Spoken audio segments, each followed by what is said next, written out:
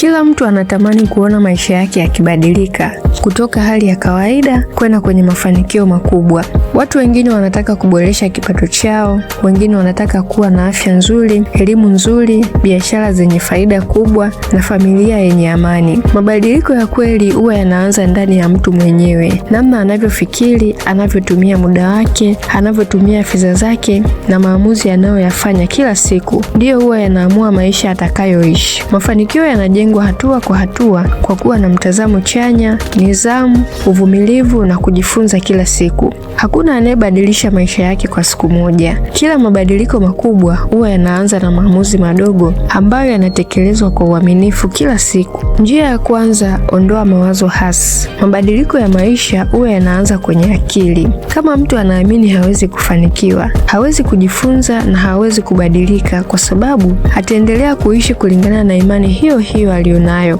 Mawazo hasi huwa yanamfanya mtu aogope kuanza biashara, kuomba kazi na kujaribu fursa mpya. Hatua ya kwanza ya kubadilisha maisha ni kubadilisha namna unavyofikiri. Jizoeshe kuamini changamoto ni sehemu ya safari ya mafanikio na kila tatizo au changamoto inaweza kupata suluhisho. Mtu mwenye mawazo hasi huwa anapoteza hali ya kujiamini, huwa anakata tamaa haraka na kujenga tabia ya kulalamika, visingizio na kujilinganisha na watu wengine na kuona maisha yake hayana thamani kwa sababu ya kuona watu wengine wamepiga hatua kimaisha. Ili ujitoe kwenye hii hali, jiweke karibu na watu wenye mtazamo chanya, sikiliza mafundisho yenye kujenga na kujiepusha na mazingira yanayokutengenezea hofu na kukata tamaa. Akili inapolishwa mawazo mazuri, huwa inaanza kuona fursa nyingi ambazo mwanzoni zilikuwa hazionekani. Kuondoa mawazo hasi pia kunahitaji mazoea ya kujisemea maneno ya kutia moyo na kuchukua hatua kabla ya kulalamika.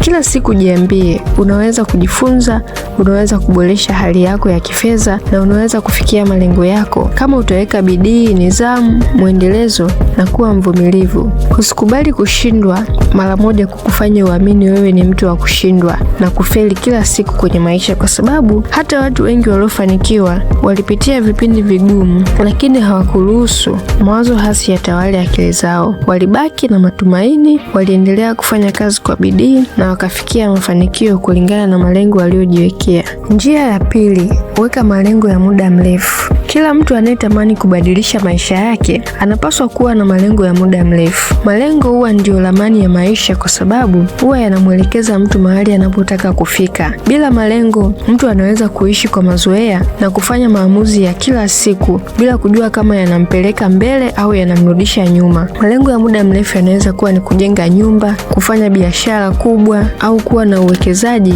na kufikia uhuru wa kifedha. Unapokuwa na malengo, kila hatua unayoichukua lazima itakuwa na maana kwako.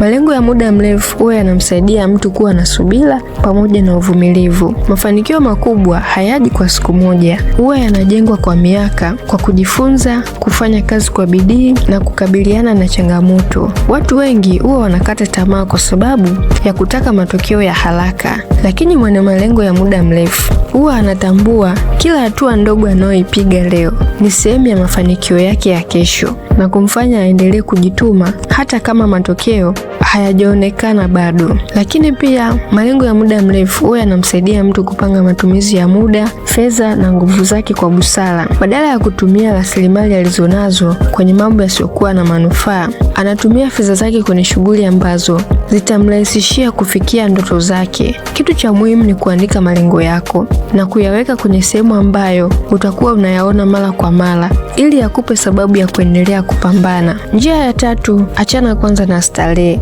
Moja ya sababu ambazo zinawazuia watu wengi kufanikiwa ni kupenda sana starehe kupita kiasi kabla ya kujenga msingi wa maisha yao binafsi. Watu wengine huwa wanatumia fedha nyingi kufanya anasa, kununua vitu vya gharama kubwa badala ya kuwekeza kwa ajili ya maendeleo yao binafsi, na matokeo yake wanajikuta wanamaliza kipato chao bila kununua asset na kufanya uwekezaji wowote. Ili ubadilishe maisha, ni muhimu kujifunza kuepukana na starehe ambazo hazina msingi kwenye maisha yako. Njia ya nne, jenga nidhamu ya fedha. Fedha ni rasilimali ama asset ya muhimu kwenye maisha, lakini fedha huwa inahitaji nidhamu ili kuletea faida kwenye maisha yako. Asilimia kubwa ya watu wengi huwa wanapata kipato kizuri, lakini wana wanabaki kwenye hali ya chini na kuwa na matatizo mengi ya kifedha. Hii ni kwa sababu hawana mpango mzuri wa matumizi yao ya kifedha. Kujenga nidhamu ya fedha huwa kunahusisha kupanga budget, kutumia fedha kulingana na uwezo wako,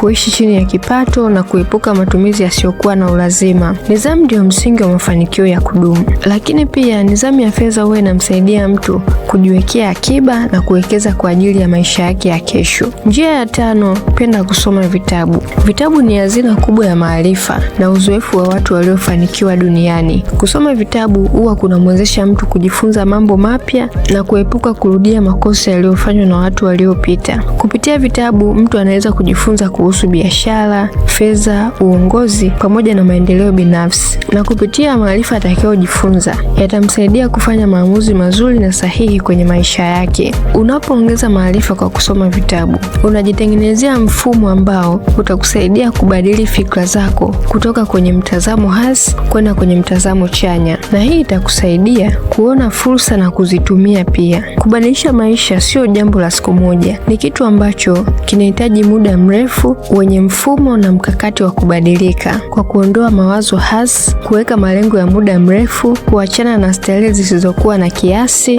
kujenga nidhamu ya fedha, lakini pia kupenda kusoma vitabu. Hii ndiyo misingi imara ambayo itakusaidia kujenga maisha yenye mafanikio na kubadilisha maisha yako binafsi.